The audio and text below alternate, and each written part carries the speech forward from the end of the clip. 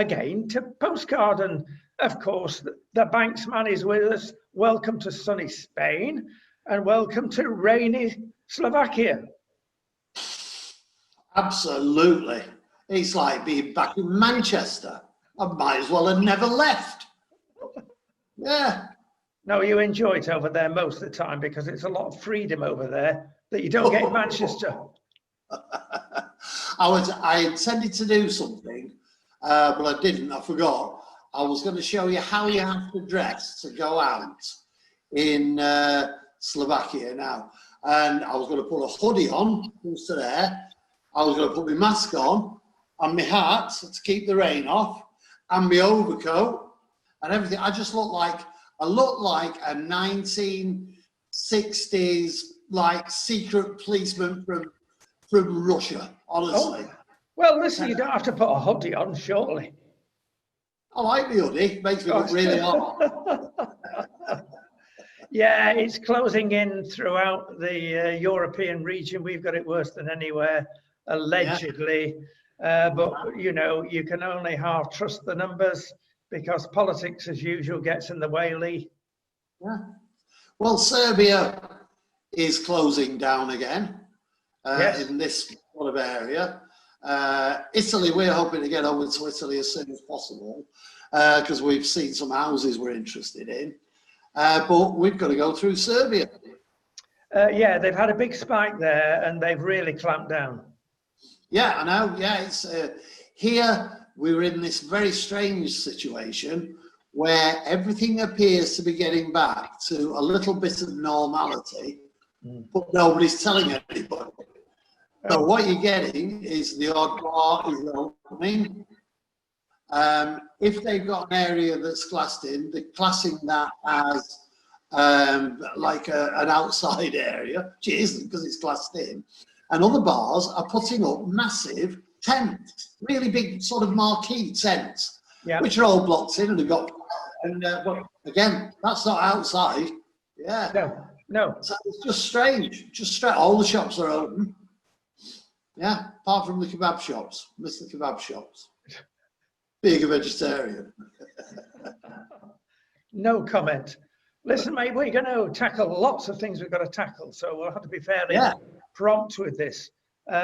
First of all, Grenfell Tower, of course, as we remember, many years ago now, and one thinks to the time where initially the fire service were getting it in the neck because, as you know, what happened there is that they gave the wrong advice with goodwill and advice as it was seen to be correct, and that was stay in your houses, apartments, sorry. Don't venture down the stairs. It turned out to be a disaster. So they took the brunt of all this, but now it's emerging with various members of the suppliers of the material that caught fire that naughties were committed. In fact, Mr. Roper admitted before the committee this week that he fudged,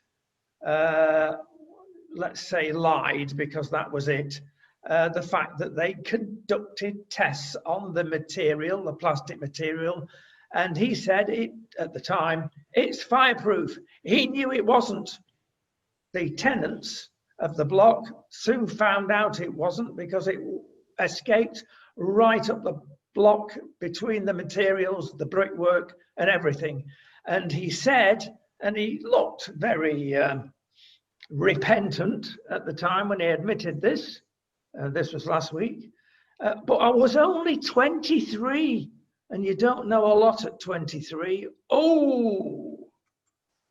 Well, it's a bizarre statement. It's a very strange, very absolutely unbelievable statement.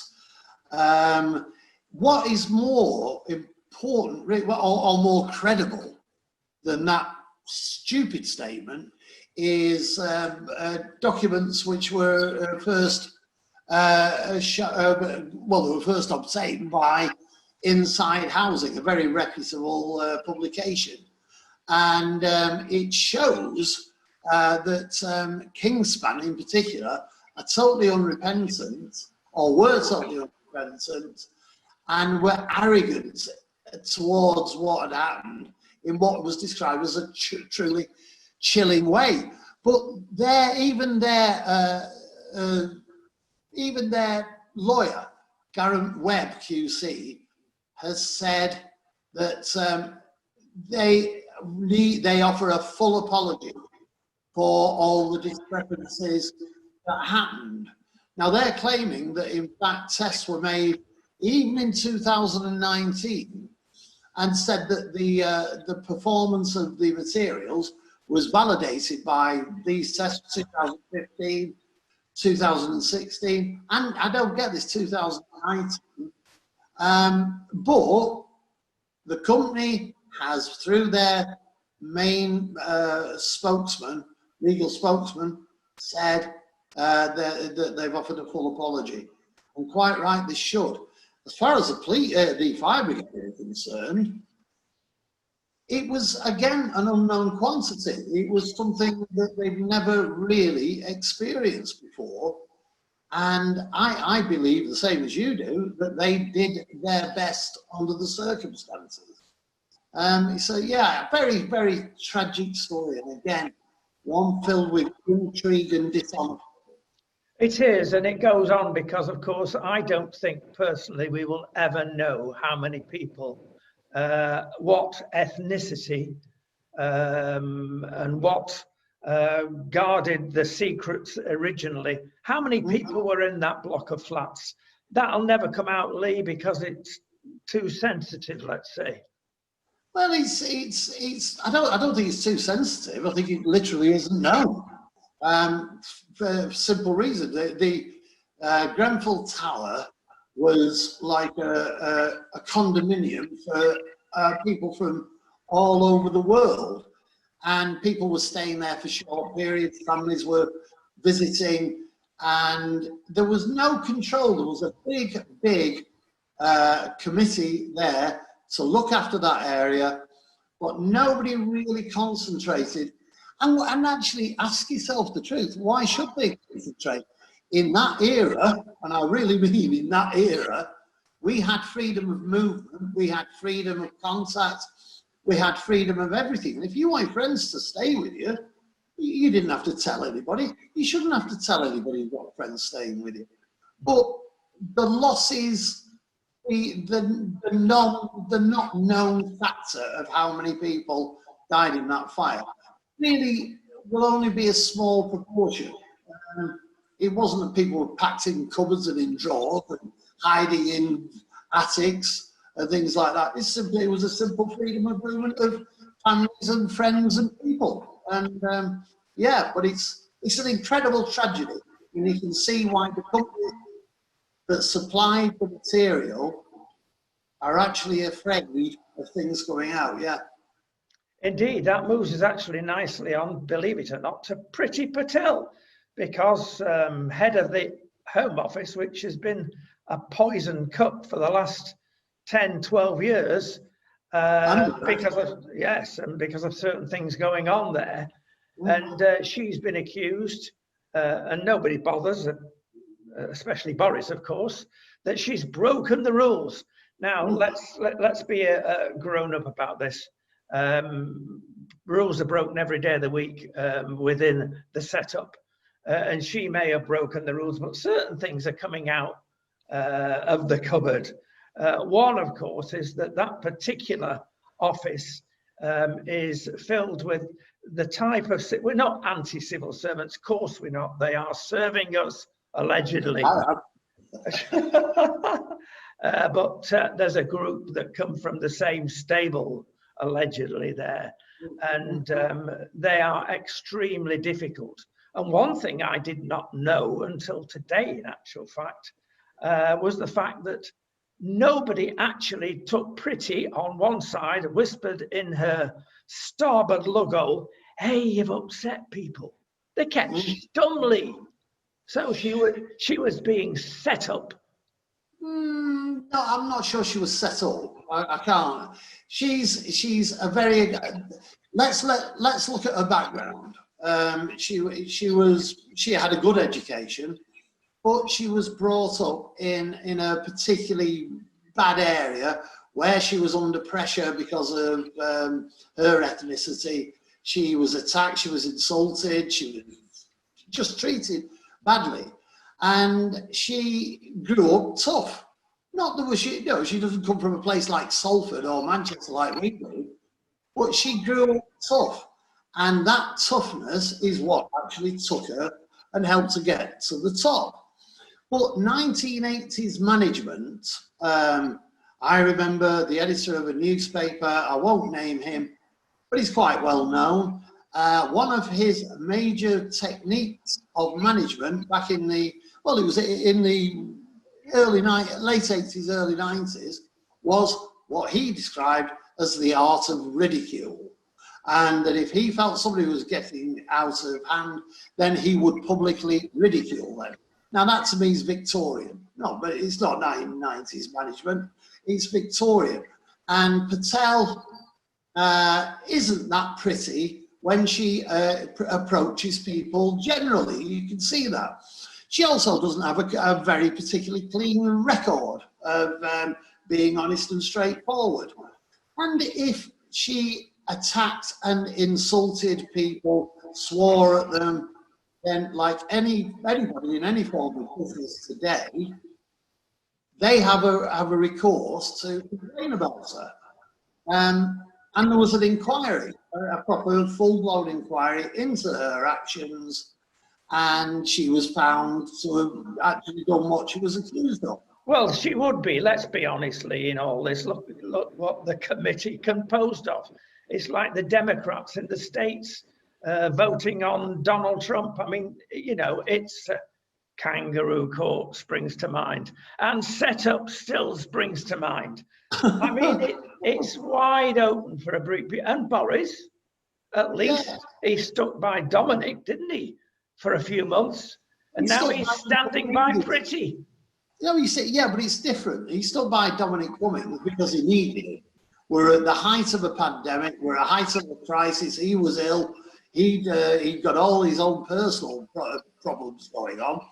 And like any businessman would, he kept Cummings on until he could get over the problem. Now, as soon as he got over the problem, Cummings is gone. Priti Patel's a different case. You know, if people are if your boss is insulting you and swearing at you in today's regime, you can complain about them. And the fact that, you know, what firm doesn't have an internal inquiry? And so, you know, you don't get the police in because somebody's complained about it. You don't get an independent adjudicator in. You have an internal inquiry, which is what happened.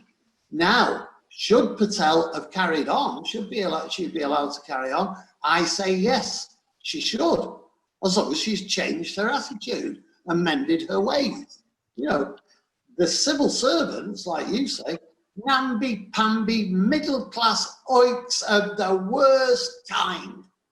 Well, there you go. Snowflakes, I would refer to this, and it's been referred by a number of people. We're so touchy-feely, Lee, we can't take it, come on. Yeah, I agree.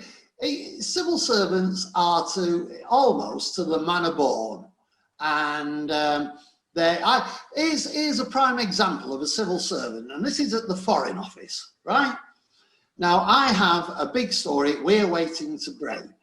We're actually going to take this story to the police within the next 10 days. But we need the Foreign Office to confirm something that they told us at the end of last year. The best of British with that one, Lee. Well, yeah, well, that's it. First of all, what they don't understanding, because they're namby-pamby middle-class oiks who don't really think, they just get the money and run, is that we've already got the statement off them. What we're actually giving them is the opportunity to back up that statement and to change it if they need to. But I can't get a response off them. And the media office at the Foreign Office, I can't even get to because they're all at home watching loose women because it's a COVID crisis. Yeah. Well, they are summed up in one or two sentences. We're moving from India to China. Now, China allegedly has not had a second coronavirus wave. Well, it doesn't surprise me, because emerging is the control that they exercised with the first one. Now, at the start, they got it all wrong. They did a Boris, and flailing their arms, they tried to do this, that, the other, and it failed. Then the great state of China, the great bureaucracy of China got involved. And if you think you know or don't like lockdown, forget it. I will give you what happened, and is still happening. The first thing, flights, and it still happens today, you are required to be tested in your home country twice. Then you are tested in China when you land and isolated. Then you are appointed 3 people, Lee. One is a policeman to look after you. One is a community carer, inverted commas, the carer. And the other is a doctor. Now, that's very complete. Now, we'd never do that. Well, perhaps we couldn't afford it. But of course, wages are a different factor over in China. 3 people to look after. They've stopped the virus. What did we do? We let everybody from China and other countries in without even putting a temperature gun on the forehead. Madness. Then what happens is that if you live in a block of flats and the virus breaks out, maybe 1 or 2 people, they lock up the whole block. They will not let you out. Then they deliver meals to you, and you've got to go through this, and it's several weeks. Now, I thought that was horrible until I think of what's just happened in Portugal. Now, Portugal are an extremely left-wing state within the European Union, and they've done similar things there, very close to where we are. The authorities stupidly allowed the Grand Prix to come to a circuit near Portimao, which is where we are. 37,500 people came in from all over the world.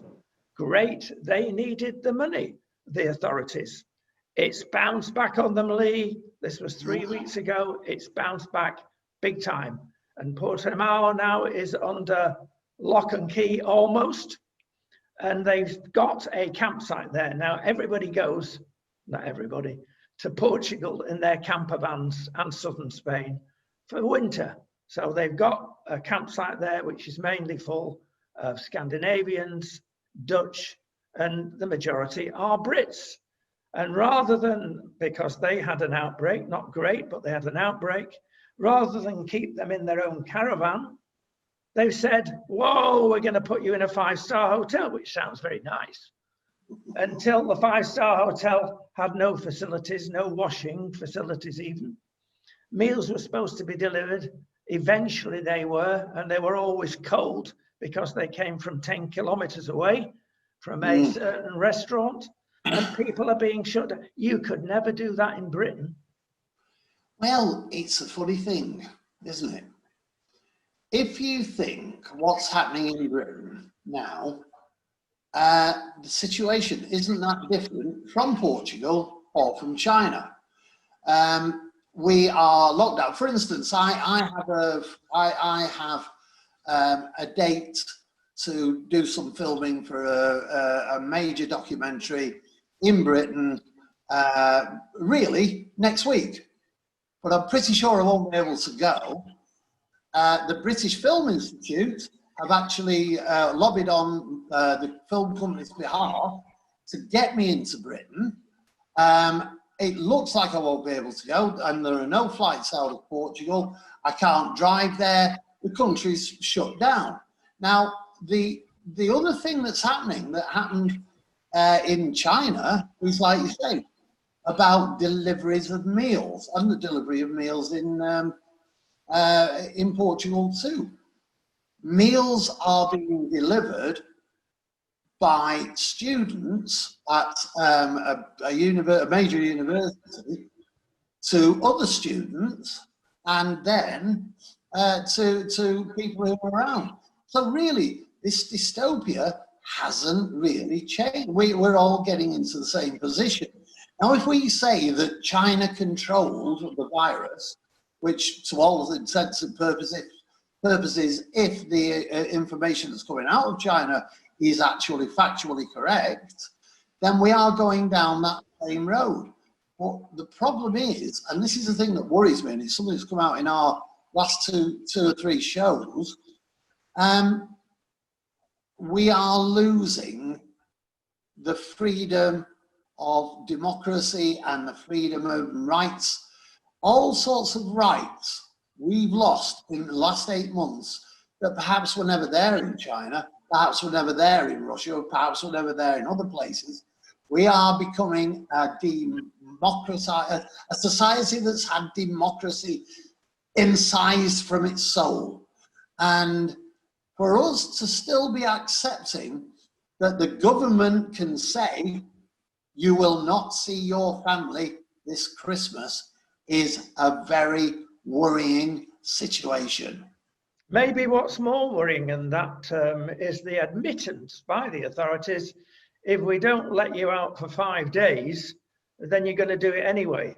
Now, my goodness me, that is anti-democracy, is it? It's what it is. It's bowing to anarchy that doesn't even exist yet. It's the perception that our country will go into anarchy if they're not let out for Christmas. Personally, I think there's a lot of people who don't want to go and see the families at Christmas, and will find it an incredible relief.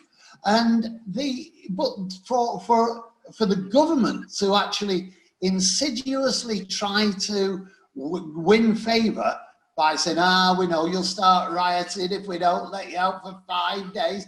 Go on then, go on, but beware of what will happen after.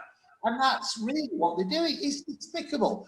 This whole thing, this whole world is despicable. I know we're not talking about Donald Trump and the Mayor Giuliano this week, but just think what is happening there. Even Biden's turning into this strange anti-democratic animal.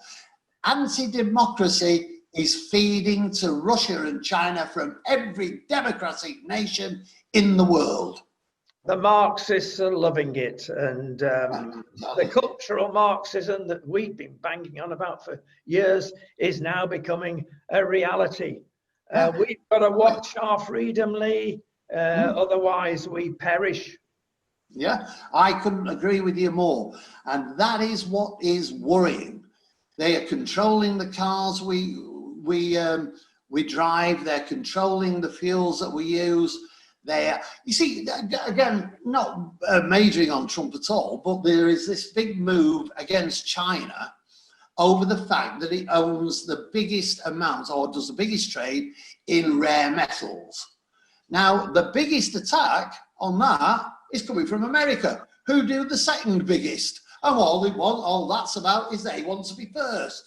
Now, that again, all right, that's a business move. But nobody's ever said that business is democracy. No, I mean, we're talking about rare earth minerals here. Yeah, that's right. And 70% of them at the moment come from China. That is cause convenience for other nations because it's cheap, because there's cheap labor. They need to dig holes in their own country. China, as it happens, has got about 30% of the Earth's resources. So America's not without its own resources, or Canada or Russia. So there are rare metals there, but it's going to take years to untangle this. But another thing that's important, already China has breathed 2 months ago into the little ear of the Donald, you better stop playing silly beggars because we can make it very difficult. And they can. It will take 3 or 4 years for America not to get the materials out the ground, but to actually manufacture them into a usable product. Yeah, well, that's the problem, isn't it? And what we're talking about is business, and we're talking about the business side of politics. And there is nothing more heinous than the business side of politics. And there's never been democracy there. There's never been fairness. There's never been look after the little man, look after the people who can't make money. This is the dog-eat-dog world of economics. But the world of dog-eat democracy is something which is far more frightening than that. And I've not mentioned it yet, the Lee G. Banks Preservation Society are fighting. We're fighting for democracy all the time, for the true democracy. And in a way, what happened to Priti Patel was pretty democratic. It doesn't matter what the outcome was. She was complained about, and democratically, she was investigated for it.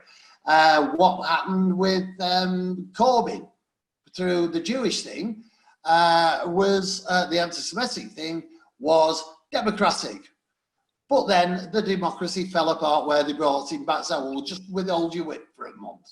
Nah, that's not democracy. That's the control of a state, that is state control. We are in a very dangerous position. And yet on Facebook, on everywhere else where everybody is supposedly a world pundit now, they're all not recognizing that fact at all. And that's where, from Christmas, the government is kowtowing, but also currying favour by saying, we know you'll all go out and cause trouble, lads, so we'll let you see your granny. Well, yeah, you've mentioned social media there. We know where they're coming from, drastically being overtaken by the ultra-left liberal society. And whereas we often don't agree with what's on there, it gives everybody a shout. And if people don't like it, they should bring up the other side and say, well, you have a shout. Now, I mention this because of the masks. Now, there have been two eminent people, one from Britain, who now lives in Canada, and top scientists from various universities, mainly Cambridge, and he's done a study on this. And he said basically what you said. What is going on? Why this lockdown bit? There was another case study from Denmark that showed the wearing of masks probably increase your safety by about 3%. That's all.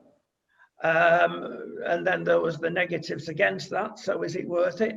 Now, Facebook and YouTube brought that down. Now, whether it's right or wrongly, it's wrong for a person to set themselves up, whether it was the leader or the control center with the social media people, to decide, well, that breaks our policy. That is wrongly, that is not free speech. If you don't like what the anti-vaxxers are saying, and I don't personally, a lot of it is daft. Well, let's have governments putting their own Facebook thing saying, this is wrong. These are the facts. Don't just shut the opposition down. The social media is just a den of iniquity. It's where people can say what they want to say. The problem is that the people also believe what is said on there without actually checking anything out.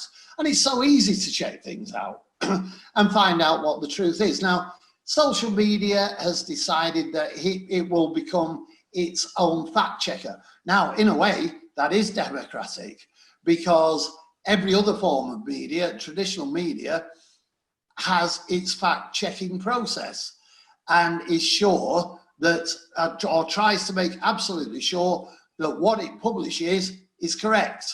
Now, the difference is nobody can really sue social media for getting things wrong or libeling people or just defaming people or companies. Nobody can afford to do it.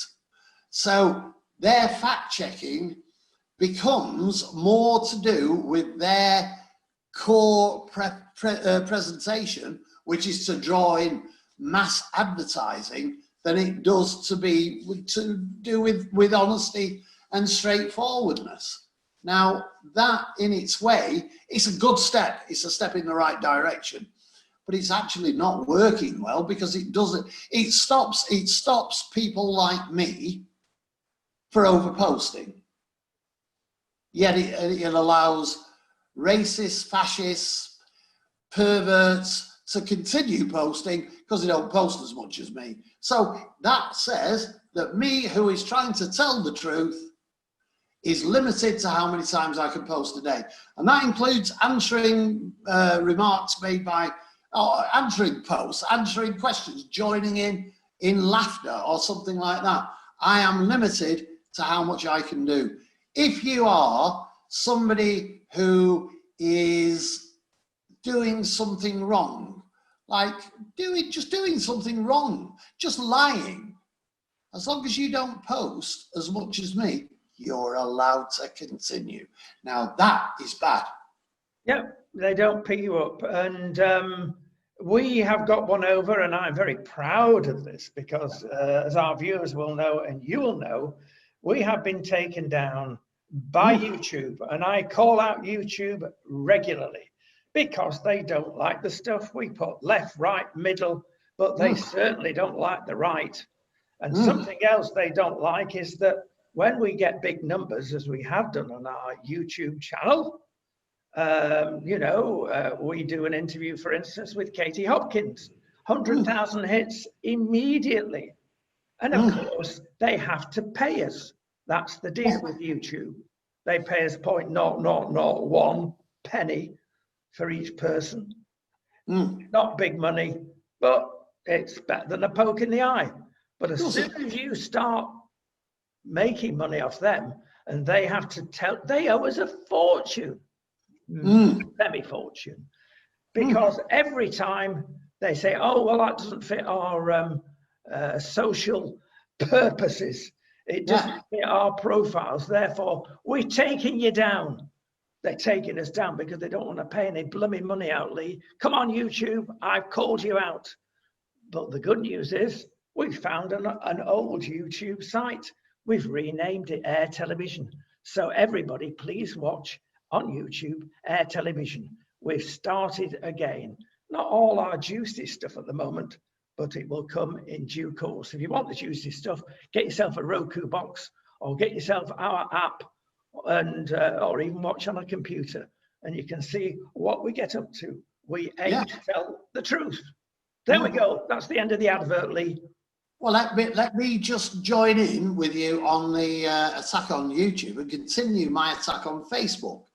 These are things that have happened in the past few weeks. We reported to Facebook a man who he will have to remain nameless, but who was publishing the most incredibly anti-Semitic stuff I'd ever read, littered with profanities, with four-letter words, with stupidity. He was also attacking his own wife for accusing her of having affairs, naming her, doing all this kind of thing. We reported him basically because of his anti-Semitism and the hate speech towards his wife. He hadn't offended community standards, and they're still on. His stuff's still on. We reported somebody who was actually bullying me for my views, and the insults, the threats, physical threats towards me, which just silly really, because where he was, there was 4,000 miles between us, and if he wanted to get on the plane and come across, he'd have to self-isolate so I could go and hide. But did you break down in tears, Lee? Yeah, just that's it. But we reported him for bullying and for hate speech. Didn't offend community standards. No. I posted 7 comments on things quite light-heartedly with friends, not political. I posted 5 times on articles of the Lee G. Banks Preservation Society. I offended their community standards. I buy over posting. Grow up, Facebook. Just grow up. Well, Actually, no robot working for you. We've dealt with that. Let's deal almost finally with our students, bless them. Because facts and figures are coming out that people are and this government is, to be fair on them, saying, well, the degrees are not what they used to be. Of course they're not. Who do we hold up against, apart from Iraq, apart from devolution? Tony Blair set up this wonderful system, which is a great way of getting money out of people and keeping the young people off the dole queues and educating them. Wow, we know how they're educated. We're not talking about the Russell Group universities now, or our better universities in general. They are great. But honestly, there's so many, the vast majority, I'm afraid, are turning out students and they've had a good time for 3 years. And they've done very little learning. Oh, it's the experience of being at university. Sorry, you can have better experiences outside university, learning to plumb, to electrocute, or whatever you want to do. But the facts of these are as follows. 5 years after you coming out of university, and this is 75% of the students, 5 years after coming out of university, you are still only earning an average wage of 25,000, which is £3,000 less than the average wage. What a waste of time going to university. Absolutely, absolutely. And what an horrendous amount of damage you're doing to your future by going to university. It's, you know, it was something that was instilled in us, particularly children from our era. We wanted our children to go to university. 2 of mine went, and one's done extremely well. Another could do very well, but has chosen a different way of life. And in a good way, I don't mean that in a bad way. She knows who she is and she knows that I'm proud of what she's done, but she's not, the university education hasn't particularly helped her do what she's doing. Now, both of them still have student debt. Younger people in our family have student debt too. And do you know how much that student debt is? Go on. Well, one of them's got, I think it's £27,000 of student debt. Another one has 50-odd thousand pounds. One of them is trying desperately to set up his own filmmaking business.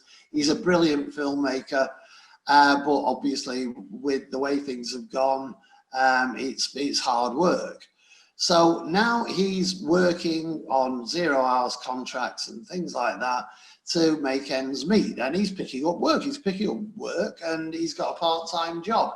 But his income doesn't allow him to really service his debt and to have a home to pay rent. But the worst part is he's now found himself a regular girlfriend, and they're going to live together in rented property because between them they earn a relatively good wage. You know, with his part-time work, she has a regular job, and they can't find a deposit for a house, which means ultimately it's difficult for them to have a family. The other one is working in the service industry and is making ends meet one way or the other, but can't raise a deposit for a house because of the student debt. Now, once you've raised the deposit for a house, that's 30 grand. Then you've got your mortgage on top of that, just say 200. So basically with your student debt and buying a house, if you're lucky enough to be in that position, you could be £300,000 in debt on nothing much more than the average income. Indeed, indeed. How do you live? How do you live? The moral of this story, of course, is to meet the right lady at the right time, preferably with some money behind her. No, yes. It is seriously a problem. If you want that problem on steroids, go to the States. And if you want to be a lawyer there, you're going to build up $300,000 of debt, never mind £50,000. The same applies to medics, doctors in the States. You wonder why, when you want to get insurance to go to States, it costs you a fortune. Well, the average CAT scan, as we've mentioned this before, in most of Europe's about £400. In America, it's £3,600. And it's all because of inflated values. It's complete madness, but that's the dream of people. I'm going to go on to another dream to go out with. I've got a clip, Lee, just for you, and it's about Dolly Parton. Now, Dolly Parton's done something very special, and I'm going to play the clip. It's only a minute and a bit for your enlightenment.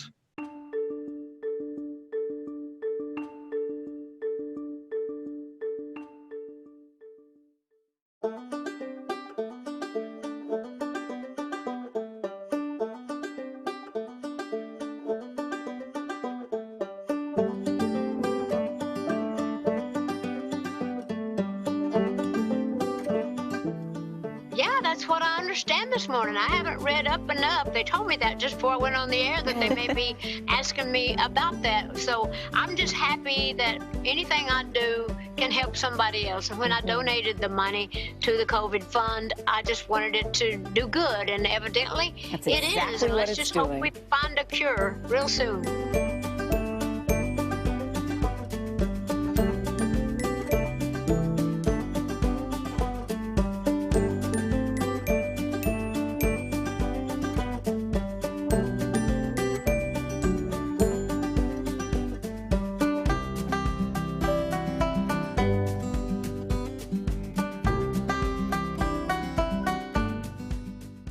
Are the things I do for you, Lee. I mean, the story behind that is, of course, there's always a hidden agenda.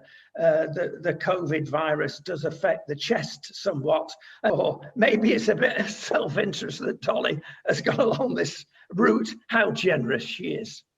Well, that's it. In one way, it's a good job she's never gone bust, isn't it? Because she wouldn't be able to do it. Yeah, good on Dolly. Good on her. I've met Dolly Parton twice in the past.